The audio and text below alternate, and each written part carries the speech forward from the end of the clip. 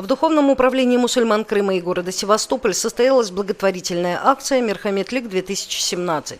Средства, собранные всем миром, получили люди, чьи родные, близкие и дети нуждаются в дорогостоящем лечении. За год от Рамазана до Рамазана удалось собрать 3 миллиона 85 тысяч 917 рублей. Средства распределили среди родных и близких тяжелобольных детей и нуждающихся в материальной помощи.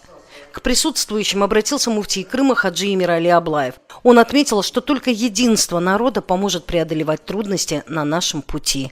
Milletimiz çok duygulu olması gerek. Milli iradesi güçlü olmak gerek milletimizin. Dinini bilmek gerek. Diline, urf adetlerine bu artık hepsi basamak basamaktır, birbirine bağlıdır. Bunları hepsini bilmemiz gerekir. Ama biz birbirimizi unutmamalıyız ki biz birbirimize kol tutmak gerekir.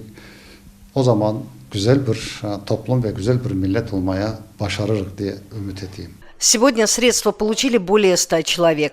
Каждый из пришедших за помощью может рассказать свою историю, полную печали и слез, отчаяния и надежд.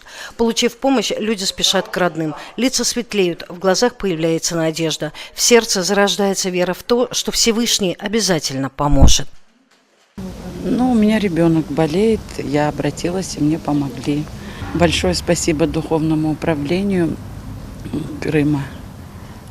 Не первый год я обращаюсь, помогает. У нас семья большая, дочка, там 3 внука, еще 7 человек.